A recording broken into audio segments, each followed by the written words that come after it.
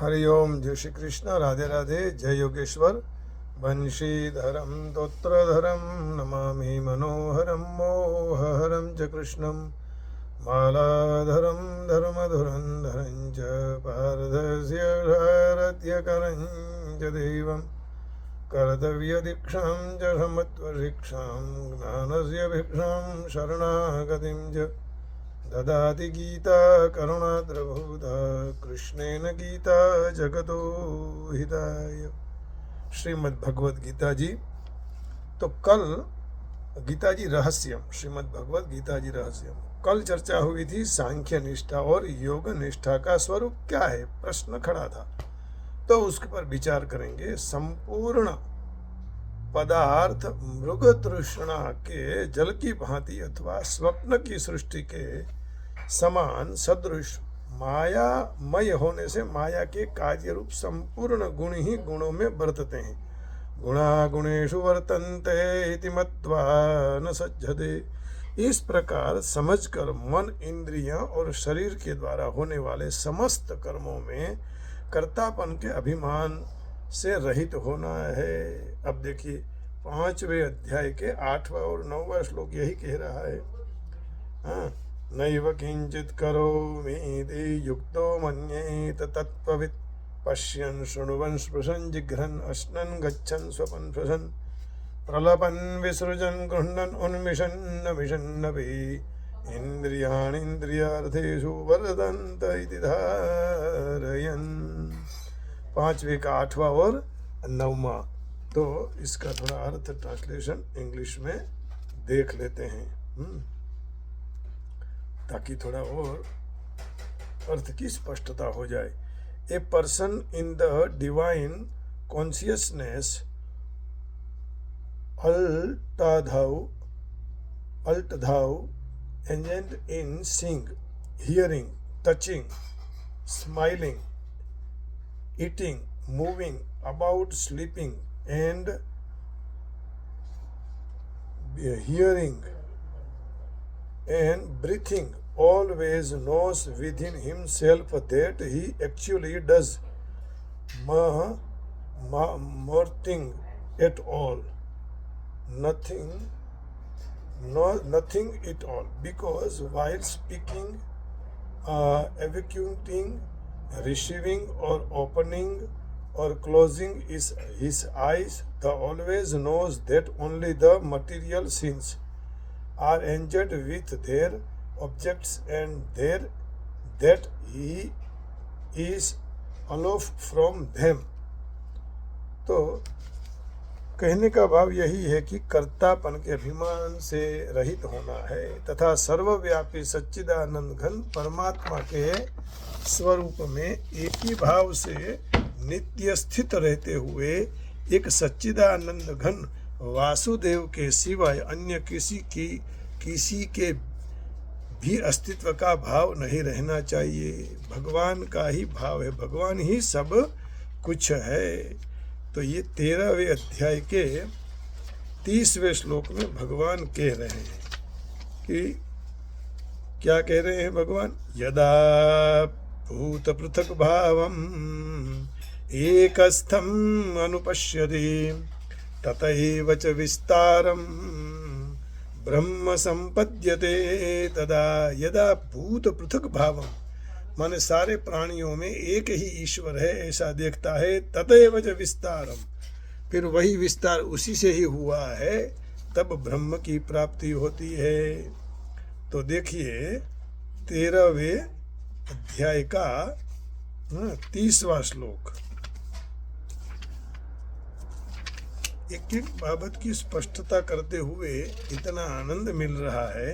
देखिए, one who can see that all activities are performed by the body which is created of material nature and sees that the self does nothing actually sees। सब कुछ भगवान का समझकर सिद्धि असिद्धि में समभाव रखते हुए आसक्ति और फल की इच्छा का त्याग करके भगवत आज्ञानुसार सब कर्मों का आचरण करना चाहिए। तो दूसरे अध्याय के 47वें श्लोक में भगवान ये कह रहे हैं, कर्मण्येवाधिकारस्ते मा फलेषु कदाचन मा कर्मफल हेतुर्भुर्मा ते संगोऽस्त्वकर्मणि योगस्थः कुरु कर्माणि संगं त्यक्त्वा धनञ्जय सिद्धसिद्ध्यौ समो भूत्वा समत्वं योगयुज्यते दूरेण यवरं कर्म बुद्धियोगात् धनञ्जय बुद्धौ शरणमन्विच्छ कृपणः फलहेतवः बुद्धियुक्तो जहातीह उभे सुकृत दुष्कृते तस्माद् योगाय युज्यस्व योगः कर्मसु कौशलम् कर्मजं बुद्धियुक्ता हि फलं त्यक्त्वा मनीषिणः जन्म बंध विनिर्मुक्ताः पदं गच्छन्त्यनामयम्। दूसरे अध्याय के 46वें श्लोक से भगवान ये कहना चाहते हैं कि बुद्धि भी हमें दे दो, इधर उधर घुमाने की आवश्यकता नहीं है, ईश्वर ही सब कुछ है, ऐसा भाव रख के आगे बढ़ना चाहिए। You have a right to perform your prescribed duty, but you are not entitled to the fruits of action. Never consider yourself the cause of the result of your activities and never be attached to not doing your duty.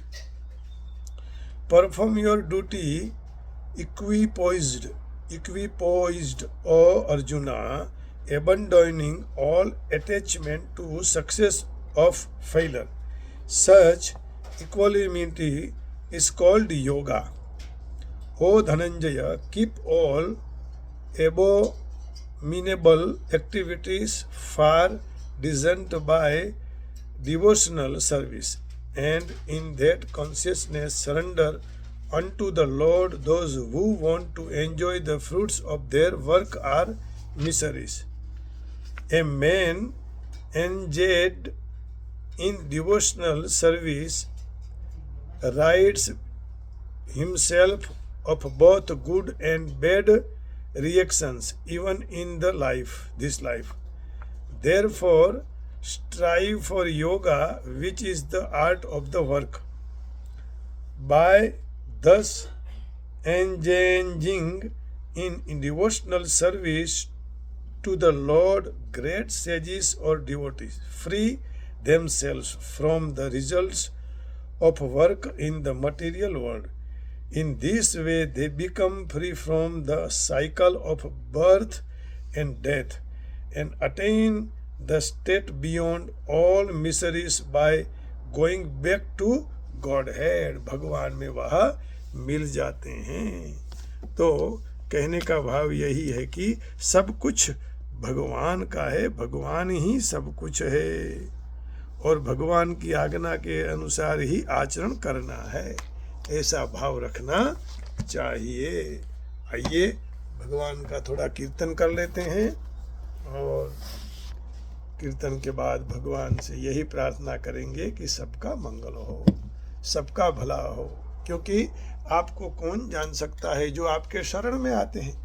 काल को कोई जान नहीं सकता है ना? काल सर्वोपरि है। गोविंदा गोविंदा गोविंदा, कौन जान सके कालनी रे, सवार काल की उठा से, कौन जान सके कालनी रे, सवार काल की उठा से। कायमती हंस लो रे, ओ चिंता नु पूरी जासे। कायमती हंस लो रे, ओ चिंता नु पूरी जासे। कौन जान सक्यो कालनी रे, सवार काल की उठा से।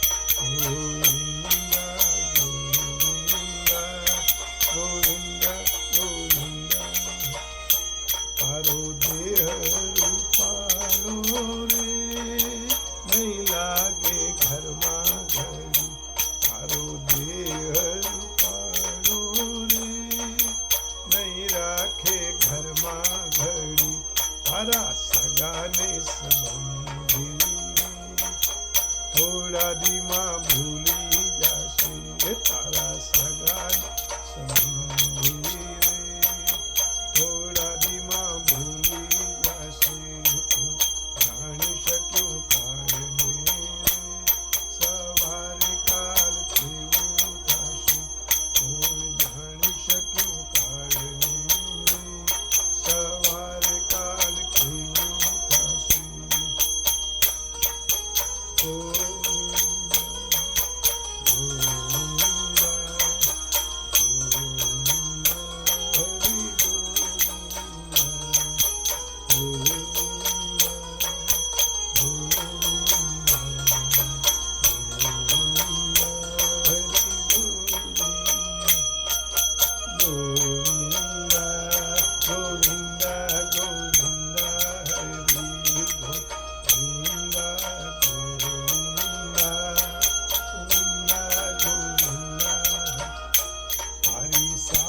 ખોટી વાણી રે વાણી આ જગમાં તારી સાચી ખોટી વાણી રે વાણી આ જગમાં તારો પંખીડાનો મારો રે પલકમાં વિખાઈ જશે તારો પંખીડાનો મારો રે પલકમાં વિખાઈ જશે કોણ જાણી શક્યો કાળને કાલ કેવું થશે કોણ જાણી શક્યો કાળને રે સવારે કાલ કેવું થશે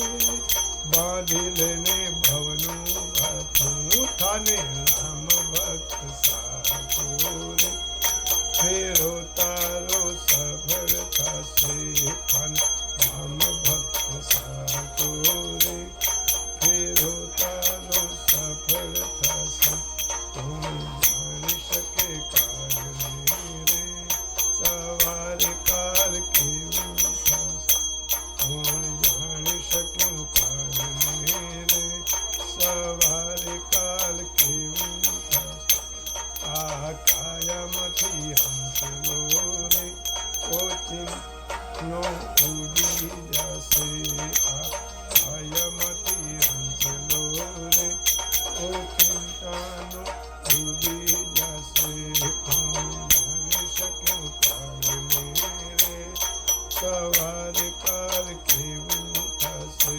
કોણ જાણી શક્યું કાળને રે સવારે કાલ કેવું થશે ગોવિંદા ગોવિંદા ગોવિંદા હરિ ગોવિંદા ગોવિંદા ગોવિંદા भगवान के चरण कमल में प्रणाम करके वाणी को विराम देते हैं। आप सबके हृदय में बैठे हुए काल रूपी महाकाल को महादेव को प्रणाम करके वाणी को विराम देता हूँ। हरिओम, जय श्री कृष्ण, राधे राधे, जय योगेश्वर, ओम नमः शिवाय, गोविंदा गोविंदा, जय राम जी की जय, श्री राम बरसाने वाली की जय हो, जय हो, जय हो प्रभु, सबका कल्याण हो, गीता मैया की जय हो।